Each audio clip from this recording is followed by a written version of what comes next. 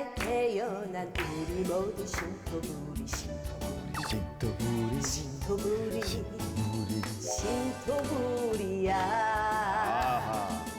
우리 몸엔 우리 건데 남의 것을 왜 찾느냐. 고추장, 된장, 김치, 깍두기 잊지 마라 잊지 마. 너와 나는 한국인 신토부리 신토부리 신토부리 신토부리야 신토부리야. 예 신토부리. 안녕하세요. 우리가 잘 몰랐던 국회사의 힌트 요정 김나입니다.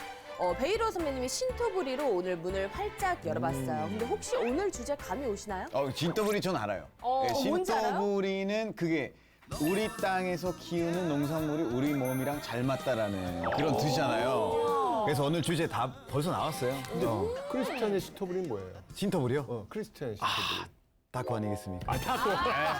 예스! 토티야! 아보카도, 과카몰레, 케사디야. 갑자기 멕시코 신토부리. 그러니까 오늘 주제는 그 농산물인가요? 뭔가 우리 것이 좋은 것이다라는 걸 얘기하는 것 같긴 한데 맞나요? 과연 어떨지 큰별쌤! 예. 국회가 존재해야 하는 본질적인 이유, 강력한 권한은 입법이죠, 입법. 일제 강점기. 이 입법 권한은요, 조선 총독에게 있었습니다. 일본의 법령을 그대로 적용을 했다는 거죠. 우리나라 법인데 왜 자기나가? 민법 같은 경우에는 일반적인 생활에 필요한 법이잖아요. 심지어는요, 그 통치 수단으로 이 민법을 활용하게 됐는데 남의 법률로 살아야 된다라는 거 좀 무서워요. 암흑 같은 시대가 이제 드디어 지났습니다. 법전에서 일제히 잔재를 걷어내야 된다.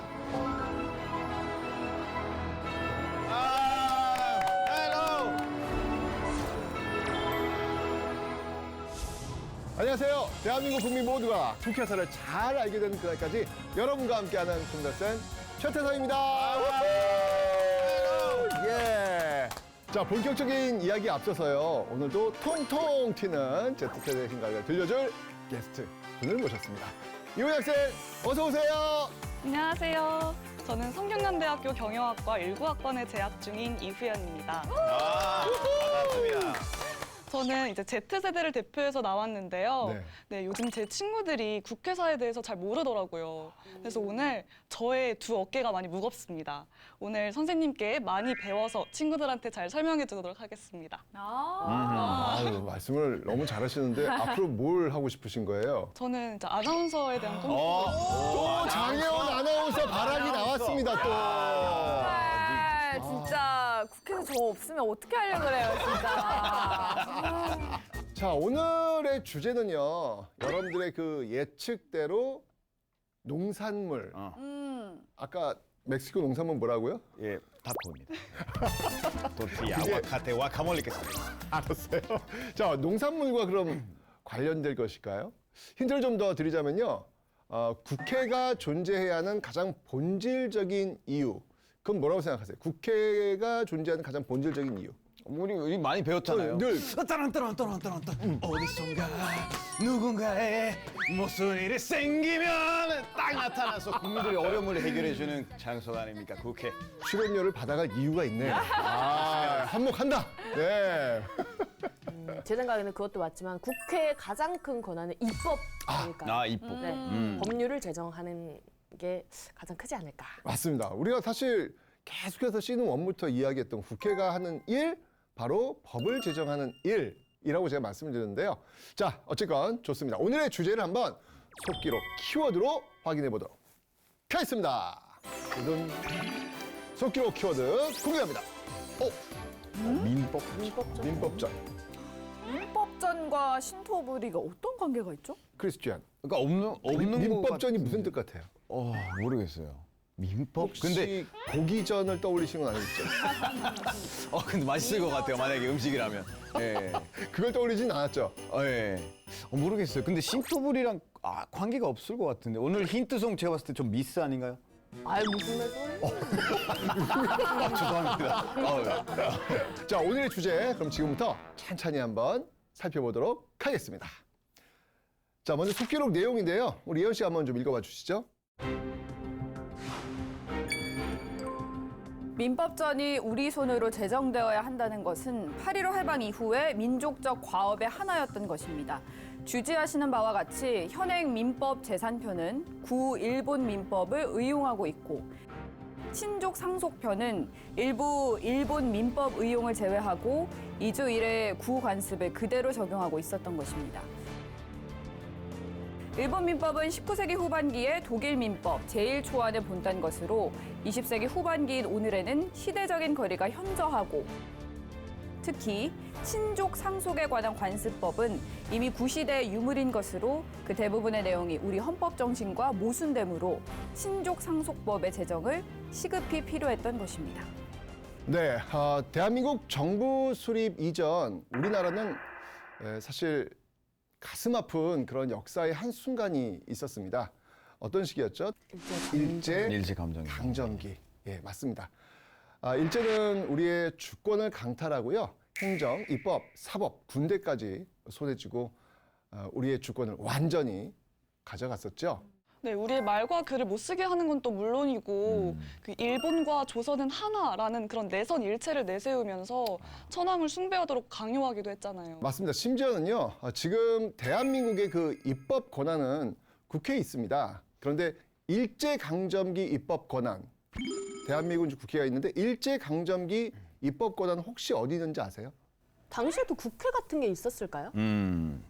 당시 국회 비슷하게는 있었지만 유명무실했습니다. 그러니까 네. 일본의 법을 그대로 적용하지 않았을까요? 일본의 법을 그대로 적용했다. 네. 자, 제가 알려드릴게요. 일제강점기 입법 권한은요, 바로 조선 총독에게 있었습니다. 왜 일제강점기 왜 조선 총독부 들어보셨죠? 네. 예, 조선 총독이 그 법률에 대한 재령을 내리게 되었던 것이죠. 우리나라 법인데 왜 자기네가? 특히 일제는요, 이 통치를 좀 수월하게 하기 위해서 조선의 그 적용될 법을 제정하고자 했는데요. 1912년 조선 총독 그 데라우찌가 조선 민사령, 조선 형사령, 자 이걸 제거해 줄 것을 일제 천황에게 요청을 합니다. 이후에 천황의 승인을 받아가지고 이게 이제 제정이 되는데 문제는 이 법이 일본의 법령을 의용, 그러니까 이제 그대로 적용을 했다는 거죠. 무슨 말인지 알겠죠? 아예 일본으로 만들려고 했던 거네요. 그렇죠, 그렇죠. 네. 일본법과 완전히. 차이가 거의 없다는 거죠. 네. 근데 사실 민법 같은 경우에는 뭐 재산이나 가족 관계 같은 일반적인 생활이 필요한 법이잖아요. 일본과 조선은 좀 문화나 풍습이 다른데 갑자기 나의 그 법률이 아니라 남의 법률로 살아야 된다라는 것 자체가 의아하고 그렇게 되다 보면 문제가 좀 많이 생겼을 것 같아요. 네, 진짜 가벼운 문제는 아닌 것 같아요. 그쵸. 네. 그래서 저 Z세대가 민법의 중요성에 대해서 쉽게 설명해 주실 전문가분을 만나 뵙고 왔는데요. 함께 보시죠. 출동! Z세대가 간다! 오늘은 민법전 제정 당시 국회의 노력과 오늘날 민법의 역할에 대해서 이야기 나눠보려고 하는데요. 가보시죠.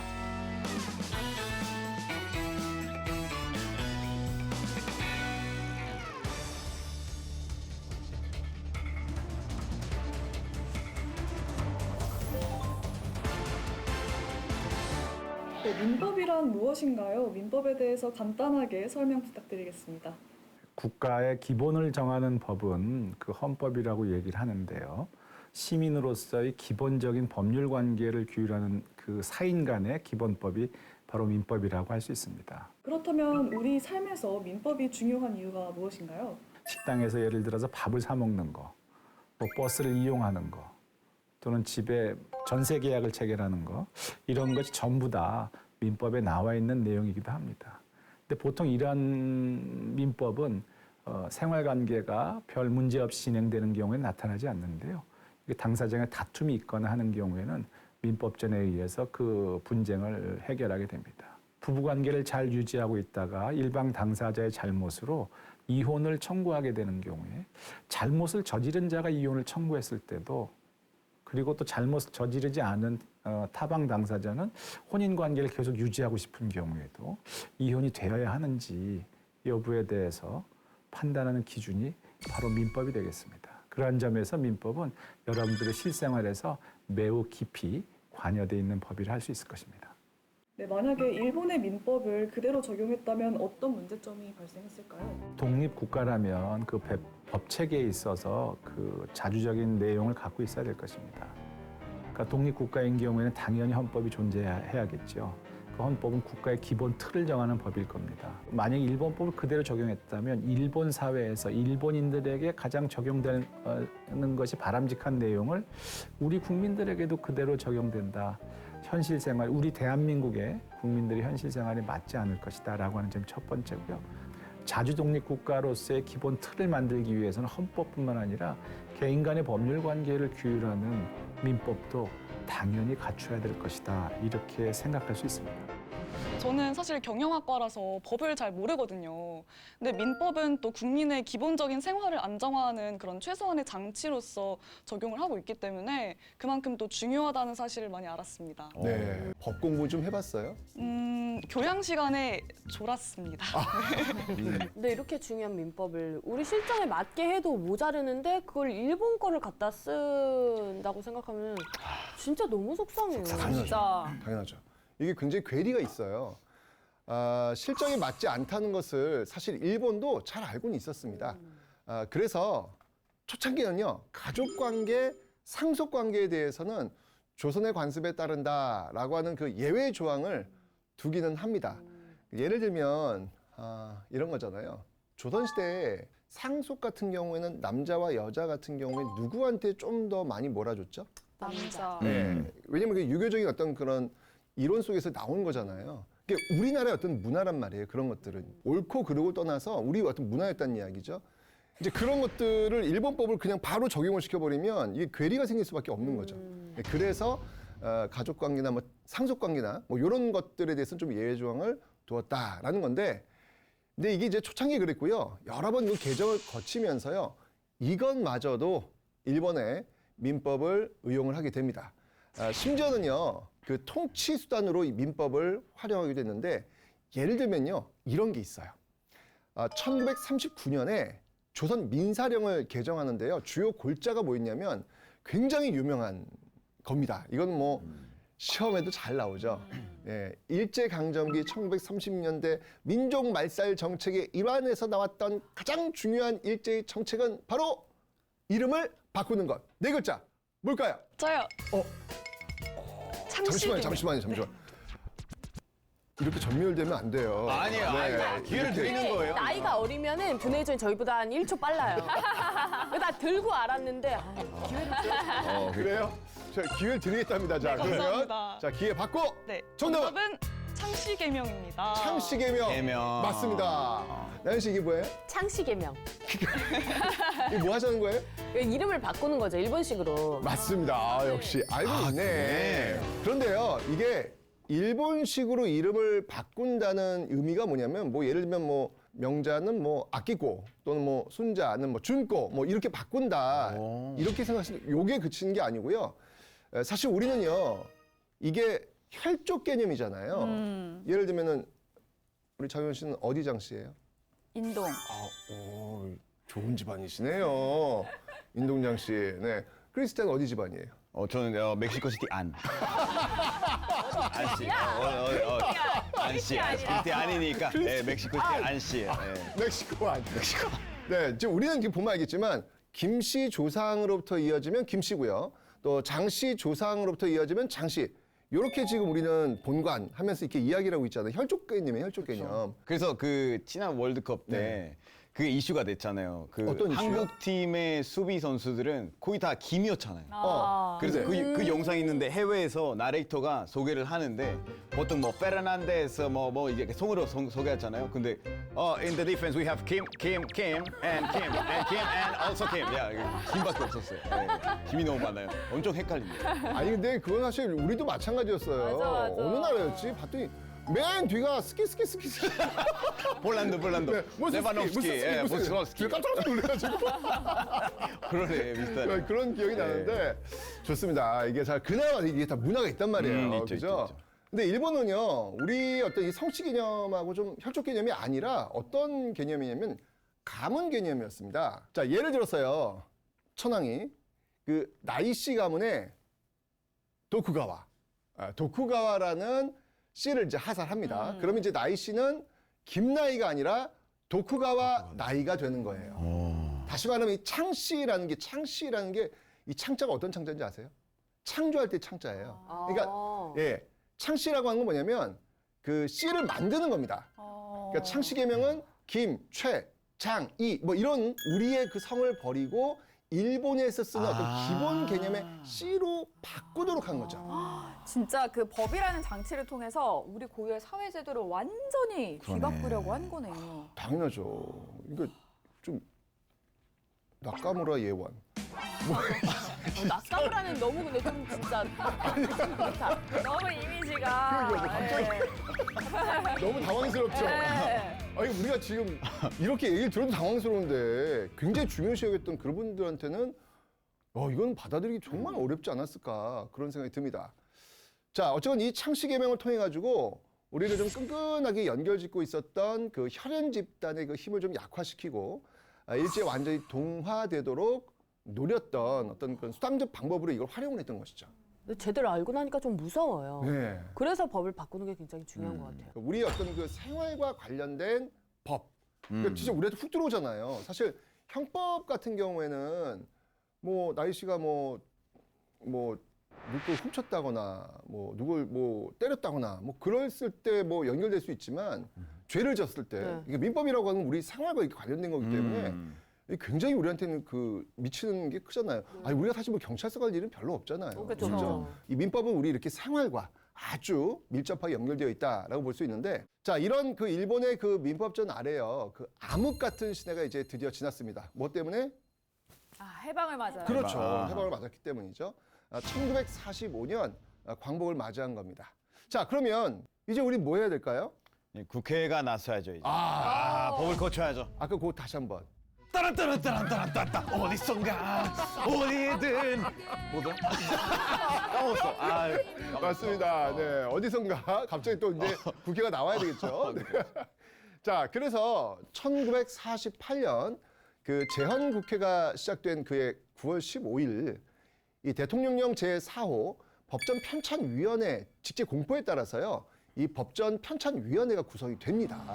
자, 여기 지금 민주국가의 법률 태동 5대 법전 제정에 이렇게 있습니다. 지금 법전 편찬위원회를 조직하고 9월 15일부로 공포 실시하였다.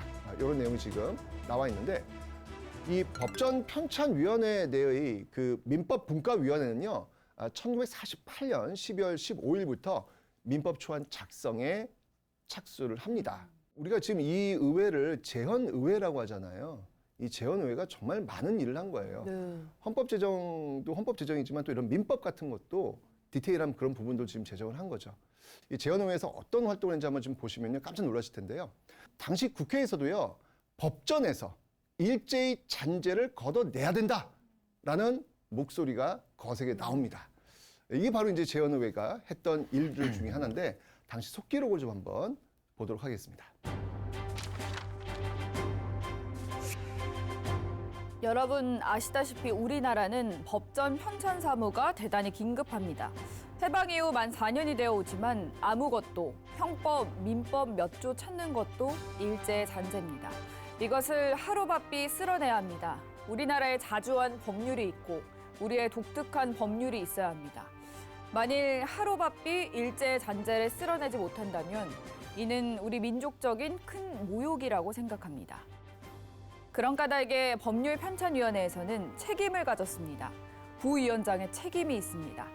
우리들은 매일 오후 1시에 점심을 먹고 2시부터 5시까지 대법원에서 꼭 일을 하고 있습니다.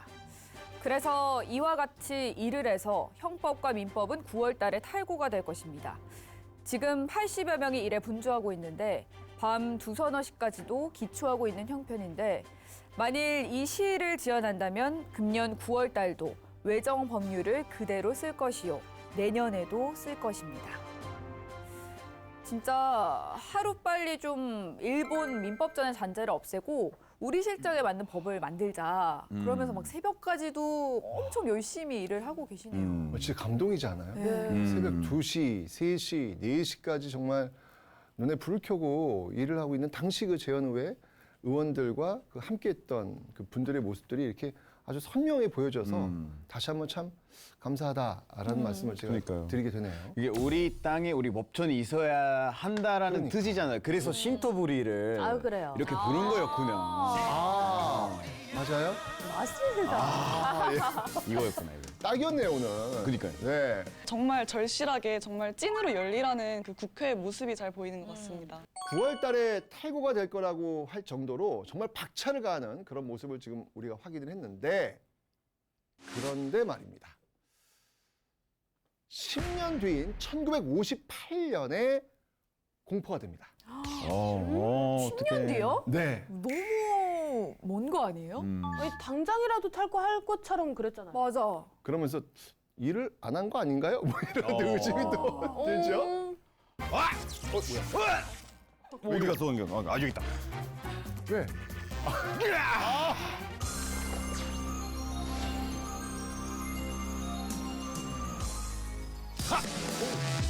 오늘도 내일도 내일 모레도 그알 그것사 그것이 알고 싶냐?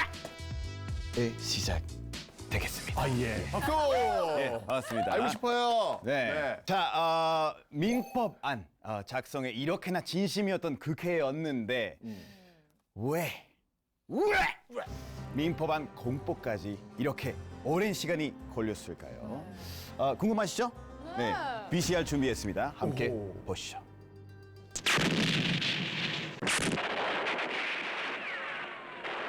북한 괴뢰는 1950년 6월 25일 악랄하게도 무력 침공을 해왔습니다.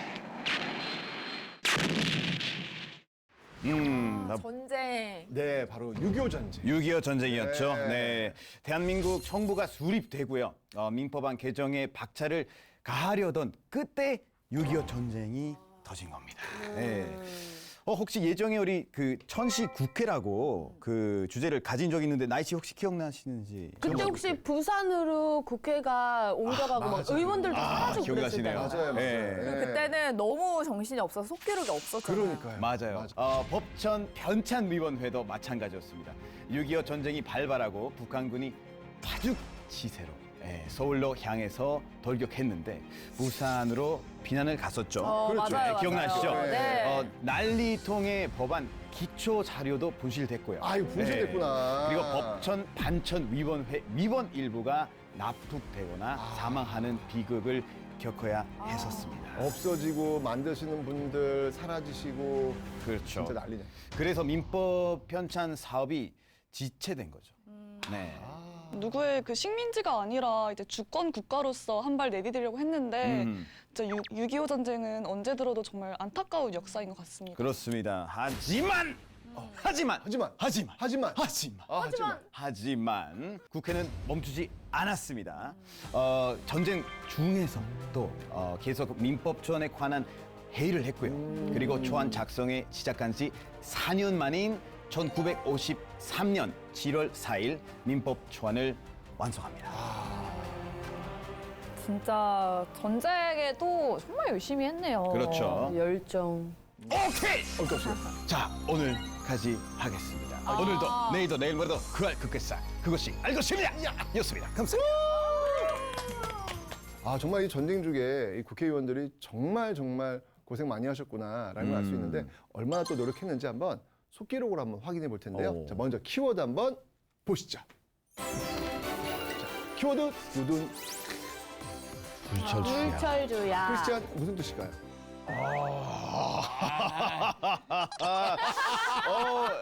일단 야는 그 심야 야가 아닌가요? 네? 심야 야. 맞아요. 그럼 주는 전 다르게 부르거든요. 일단 불 이게 반대잖아요. 뭔가 안 했을 때 아, 그 불, 아니불자. 그 불이 아닌 것 같고. 맞아요. 맞아요? 네. 맞대. 아니, 뭐 아니 하면 아니라고 했잖아. 아니. 헷갈렸잖아. 주가 뭐냐고. 아, 주- 뭐야? 여러분, 싸우시면 안 예, 돼요. 예. 어려워요. 그 집 프로그램 같아요. 불철주야. 예, 뭔데요? 나이 씨가 설명을 좀 해주실까요? 뭔데? 밤낮을 열심히 일한다라는 뜻이에요. 그래서 아까 밤야라 그래서 주는 무슨 주냐고 물어본 게요. 그러면 주는 낮. 아니 여기 저 불철주야. 그러니까 저기 뭐야 밤낮을 가리지 않고 계속해서 오, 일한다. 대박이다. 예, 멈추지 않고 계속 일한다. 너무 일 많이 한 거 아니에요? 이 정도로 이게 속기록으로 나온 정도면. 맞습니다. 네. 자 정말로 이 불철주야라는 키워드를 통해 가지고 정말 밤낮 없이 일했다라는 것을 지금 확인할 수 있는데, 자 그러면 어떤 내용인지 한번 우리 예원 씨가 한번 속기록 한번 읽어주시죠.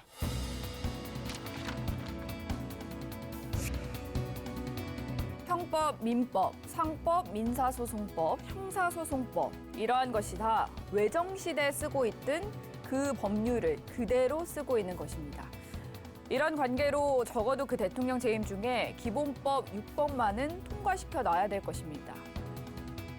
그래서 제가 법전 편찬위원회에 가서 조사한 바에 의하면 벌써 법제처에 민사소송법이 나와 있고 형사소송법은 벌써 나갔고 그 다음에 민법, 형법의 법안이 줄달아서 나갈 것이라고 하는 말을 듣고 왔습니다.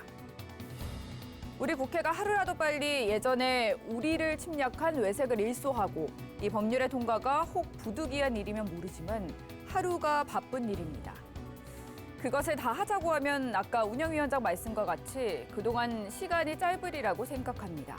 불철주야 해야 된다고 생각합니다. 네, 국가의 존망이 걸린 그런 전쟁 상황이잖아요. 그래서 논의해야 할 일들이 정말 많았을 텐데 그 법전에서 외색을 빼내자는 그런 목소리를 내고 또 법안 기초를 작성하고 있었다는 게 정말 대단한 것 같습니다. 네. 그런데요, 제가 좀 예리하게 분석을 해보자면 아까 전에 초안이 지금 1953년에 나왔단 말이에요. 그렇죠. 근데 원래는 1958년에 공포가 됐다 그랬거든요. 그럼 왜 또 5년이 지체가 됐죠? 그것도 알고 싶냐? 내가 알려줄까? 나와요? 나와요? 좀 말려주세요, 빨리. 예. 알았어요. 선생님 영역이니까. 예. 근데 이게 너무 열심히 하는 국회다 보니까 좀 꼼꼼히 살펴보느라고 시간이 오래 걸린 거 아닐까요? 그런 것 같아요. 1954년 10월 26일이었죠. 그 민법안 초안이 국회에 제출이 됩니다. 국회는요, 이 초안을 가지고 법제사법위원회에 넘기게 되죠. 11월 6일 이 민법안 그 심의소위원회를 구성하고요. 그 초안의 예비 심사를 전달토록 했죠. 소위원회는요, 무려 3년간에 걸친 그 조사와 심의 끝에 자, 전문 1,150개, 자, 이 법률 조항 중에서요, 840개 조는요, 원안대로 가결했고요. 269개 조를 수정하게 됩니다. 계속 수정을 하는 거예요, 지금요. 보고 이것 좀 아닌 것 같은데 또 고치고. 자, 또 이 38개 조는요, 삭제를 하고요. 8개 조를 좀 신설해가지고 최종적으로 전문 1,130조로 된 수정안을 법제사법위원회에 보고하게 됩니다. 야, 그럼 3년 동안 계속 보고하고 그렇죠. 보고하고 수정했다는 말씀이신가요? 그렇습니다. 대단하다. 맞습니다. 네. 그래도 그동안 국민들은 계속 일본 민법을 따라왔을 거 아니에요. 근데 민법안 공포까지 좀 생각보다 시간이 오래 걸린 게 조금 아쉽긴 해요. 날씨가 그럼 일해봐요, 그럼. 열심히 했다고요. 맞습니다. 그거 좀 더 짧았으면 더 좋았겠다라는 어떤 그런 바람은 당연히 있죠. 네. 자, 어쨌건 이 법제사법위원회는요, 이 수정안을 국회 본회의에 드디어 이제 회부를 하게 됩니다. 자, 그리고 1957년 11월 5일 제26회 29차 본회의에서 논의를 하게 되는데요.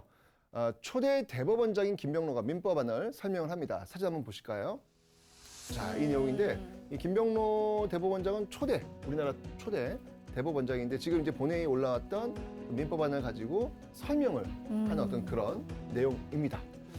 자, 그럼 당시 초대 대법원장 이 김병로의 발언을 한번 우리 예원 씨가 한번 소개 좀 해주시죠. 민법에 있어서는 첫째, 지금 머리에다가 권리를 남용해서는 아니 되는 것과 또 사람과 사람 사이에 이 당사자 사이에는 성실 신의의 원칙을 지켜야 한다는 것을 머리에 내세웠습니다. 그것은 실상 말씀하면 법조문으로 내놓지 않더라도 기본 법칙입니다. 근데 국회에서 민법 초안에 어떤 부분이 구체적으로 논의됐는지 좀 궁금해지는데요.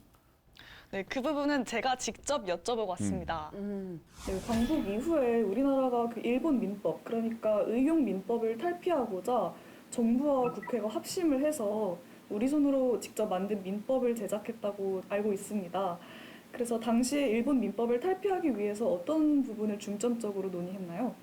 우리 민법은 아무래도 일본법의 영향을 받지 않았다라고 말할 수는 없습니다. 다만 일본법은 1800년대 후반에 만들어진 반면에 우리 민법은 1960년에 시행됐다라고 하는 점에서 일본의 민법 이외에도 당시의 선진 제국의 여러 나라의 법제, 예를 들면 독일이라든가 스위스의 법제에서 장점을 많이 따서 우리 사정에 맞는 그러한 법제로 만들었다라고 생각할 수 있습니다. 일본 민법과 우리 민법이 다른 아주 전형적인 예가 등기제도라는 것을 들 수 있습니다. 예를 들면 내가 부동산을, 집을 샀을 때 매매대금을 다 주고 그 집의 열쇠를 다 받고 소위 말해서 집문서를 다 받았다 할지라도 그러한 그 매수인이 소유자로 인정받지 못합니다.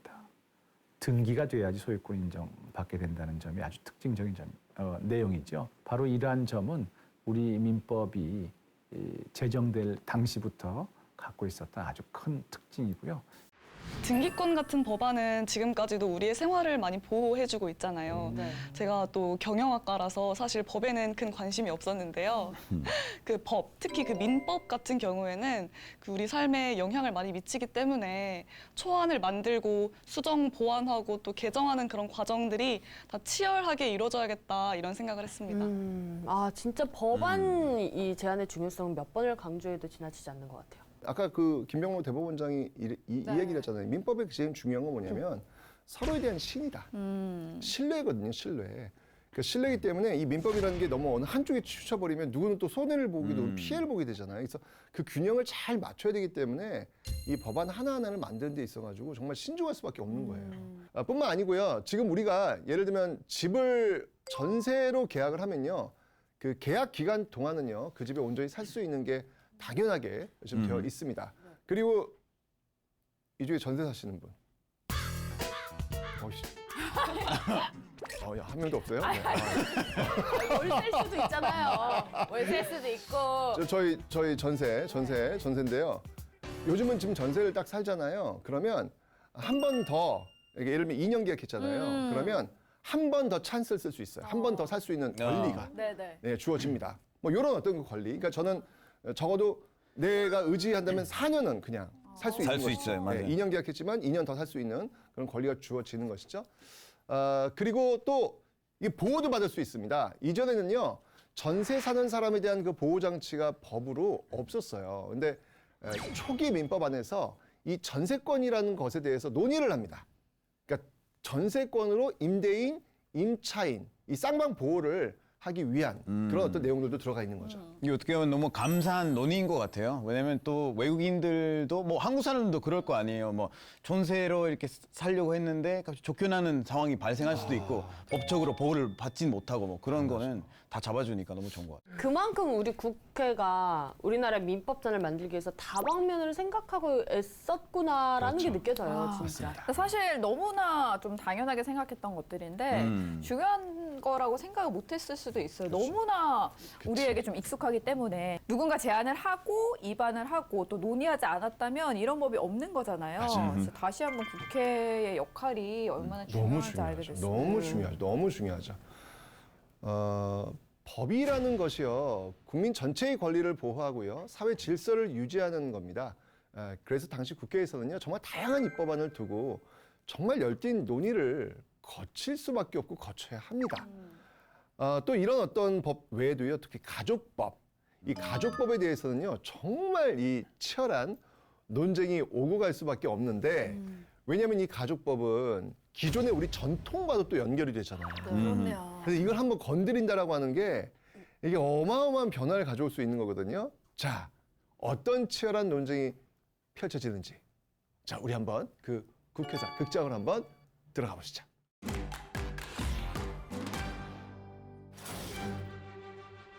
이제부터 제62차 회의를 개의합니다. 의사일정 제3항 민법안을 상정합니다. 친권 행사에 있어서 아버지와 어머니가 공동의 권리를 하게 하느냐, 아니면 아버지에게 친권 행사를 우선적으로 주느냐 하는 문제가 있었습니다. 그래서 정일영 의원은 부모가 공동으로 친권을 행사하자는 수정안을 냈습니다.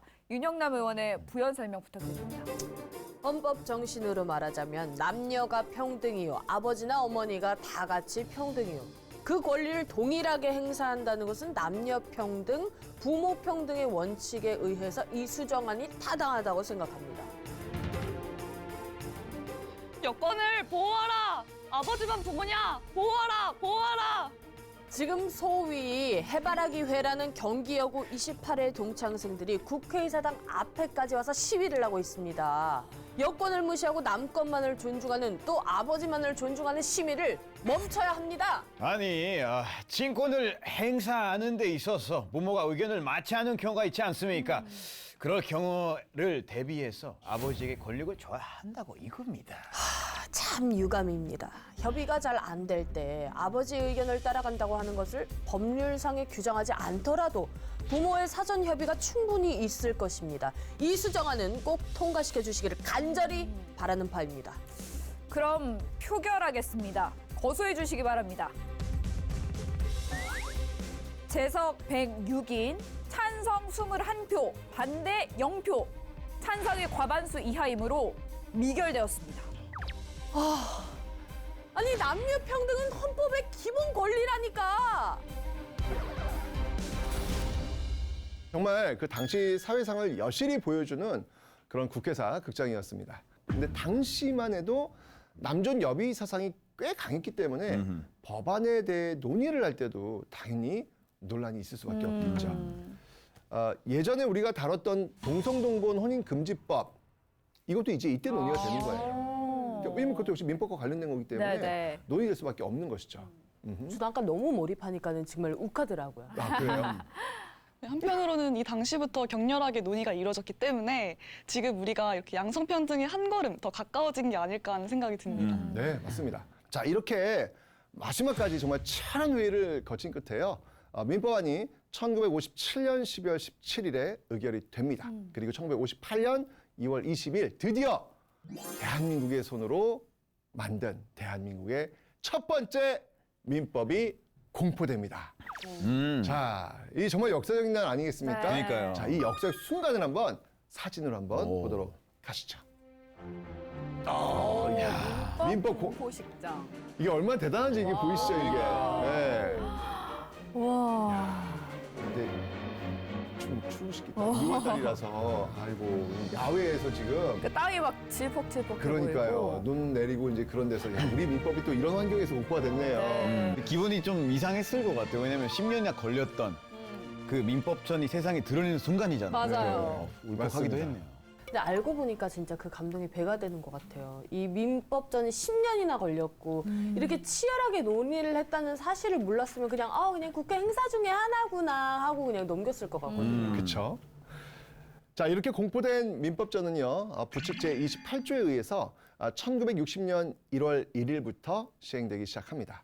우리나라 최초로 우리 손으로 만든 우리의 민법. 얼마나 모두가 설레고 신기했을지 상상이 되시죠?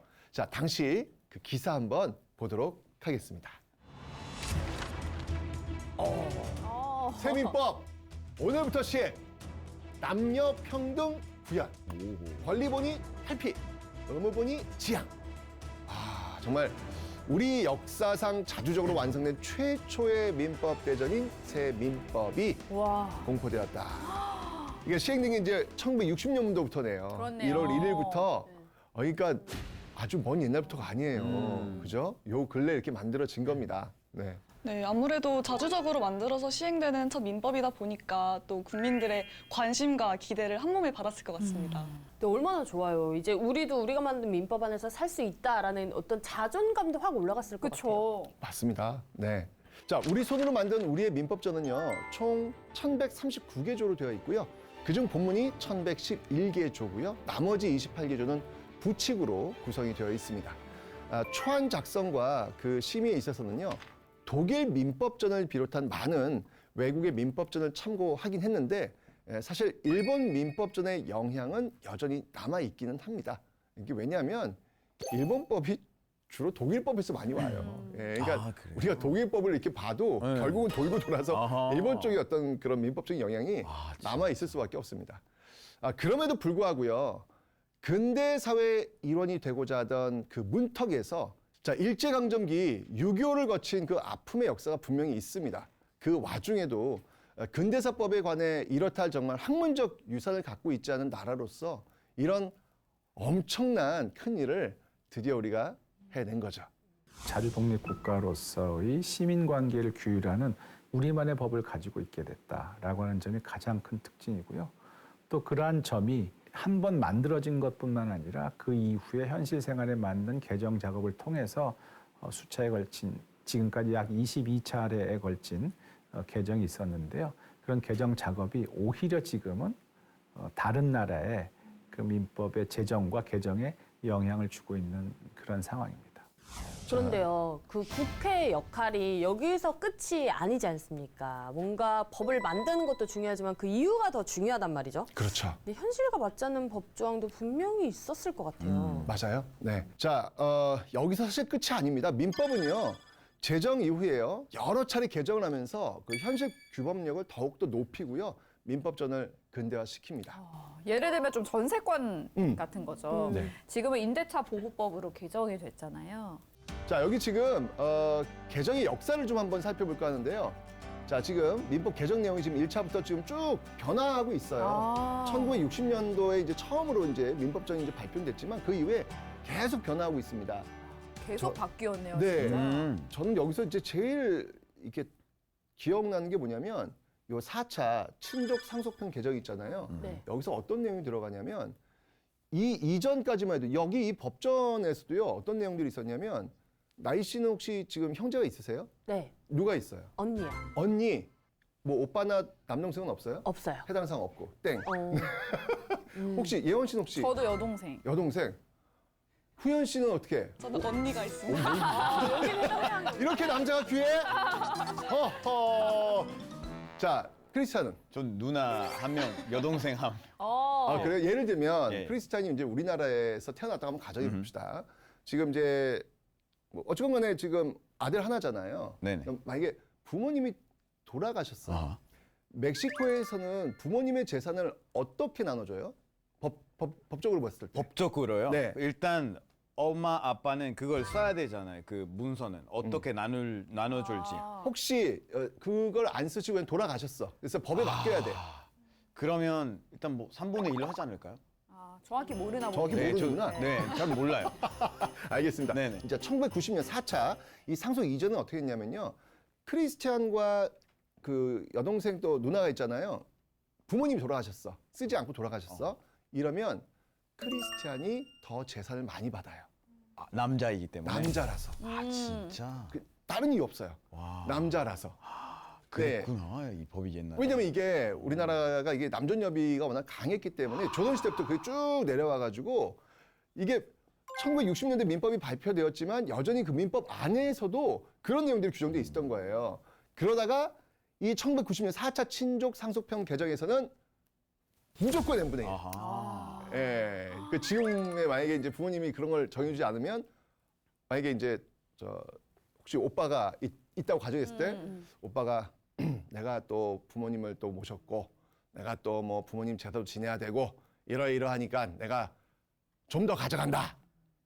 라고 했을 때 동생들은 소송 걸 수 있는 거예요. 법적으로는 그렇다는 얘기예요. 그게 이제 이 4차 친족 상속편이 가장 굉장히 중요한 와우. 그런 내용이었거든요. 그러니까 어때요? 이게 우리 생활에 엄청난 영향을 끼칠 수밖에 없는 거예요. 맞아. 네. 1차 개정은요, 가족이 혼인하면 당연히 분가하는 법정 분가 제도를 신설했고요. 특히 2005년에는요, 우리 예전에 한번 다뤘습니다. 드디어 호주제가 폐지가 됩니다. 그리고 그 자녀의 그 성과 본을 자율화하도록 했죠. 뿐만 아니고요, 동성동본 금원제도, 재혼 금지 기간 규정 등을 폐지합니다. 어마어마한 변화죠. 어마어마한 변화죠. 멕시코에서는 얼마 전에 그 동성 결혼을 합법화 이제 민법 개정이 통과됐거든요. 예, 그 이제 어떻게 보면 이제 시간이 흐르면서 세대도 변하고 사람들의 뭐 가치관이 변하면서 그런 이제 법도 같이 이렇게 발전을 하고 있다고 봅니다. 맞아요. 이 민법 그 바뀌는 과정에서 제일 또 이렇게 시각적으로 두드러진 게 뭐냐면 그 예를 들면 예원 씨 시집 가시잖아요. 가시죠? 네.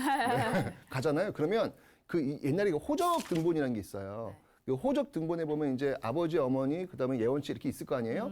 거기에 이제 딱 시집을 가는 순간 어떻게 되냐면 예원 씨 이름에 X표가 쳐져요. 네, 이게 딱 시각적으로 보여요, 이게. 네, 그 전까지만 해도 이제 뭐지? 이게 느낌이 묘해요. 네, 그런데 지금 이야기했던 대로 이 민법 개편되면서 그 호적 자체가 없어졌죠. 이제는 가족 등본이라 그래가지고 이제 자기 중심으로 해서 가족들을 이렇게 꾸려나가는 그런 것들을 만들어지잖아요. 이거 어때요? 이 민법 바뀐다라고 하는 게 이게 우리 일상생활 속에 어마어마한 변화를 주게 되는 그러네요. 겁니다. 큰 역할을 하고 있네요. 그럼요, 네. 진짜 그래서 국회가 중요했던 것 같아요. 근데 개정이 필요한 부분이 있으면 그만큼 국민들의 삶을 잘 살펴보고 좀 가려운 곳을 시원하게 긁어주고 좀 앞으로도 그렇게 했으면 좋겠어요.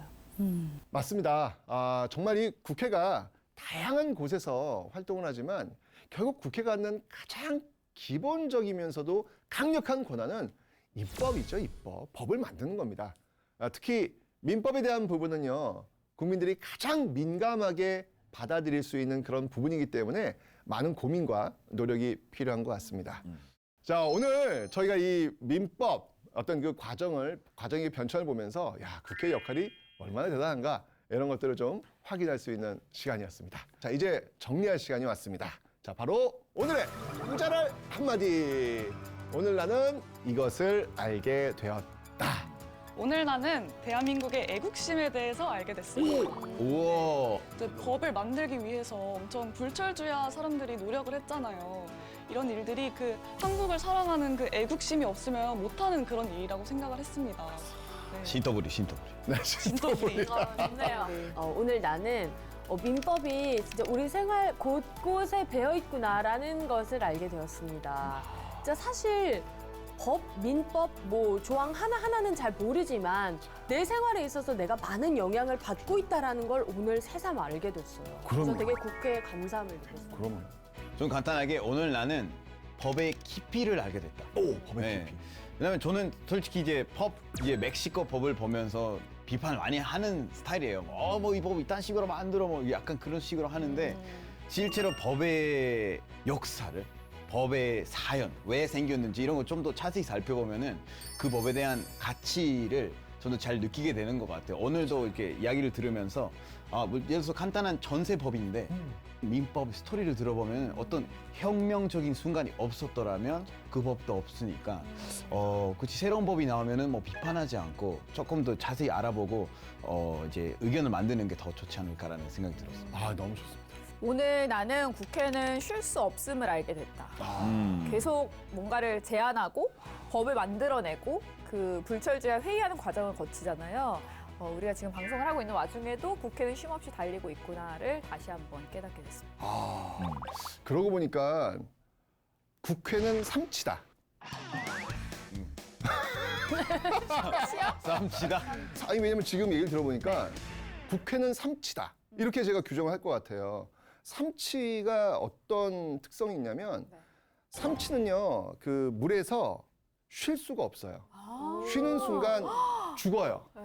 계속 잠잘 때도 계속해서 이렇게 움직이면서 나가야 되거든요. 그래야 이 산소 호흡을 할 수 있기 때문에. 맞아, 그런 물고기 있어. 맞아요. 국회가 마치 어딜 자 하면서 정말 계속 불철주야 일을 했던 그런 모습. 지금 딱 얘기를 들어보니까 우리 예원 씨 말대로 국회는 삼치다라고 제가 이렇게 좀 여기 정을 내리면 어떨까? 삼치 사진 이렇게 하나 나쁘지 않은 것 같아. 예. 네, 시청자 여러분의 소감도 궁금합니다. 우잘모 국회사 인스타그램과 국회방송 유튜브 그리고 홈페이지에 댓글로 남겨주세요. 오늘 나는 무엇을 알게 됐다. 추첨을 통해서 최태선 선생님의 사인이 담긴 도서를 선물로 보내드릴 거고요. 이전의 당첨자는 각 응모 사이트에서 확인하실 수 있습니다. 네, 우리가 국회사를 잘 알게 되는 그날까지 항상 같은 자리에서 기다리고 있겠습니다. 자, 오늘도 너무 재밌으셨죠? 네, 시청자 여러분들 감사하고요. 다음 주에 더 재밌게 만나보도록 하겠습니다. 수고하셨습니다. 고맙습니다. 안녕히 계세요.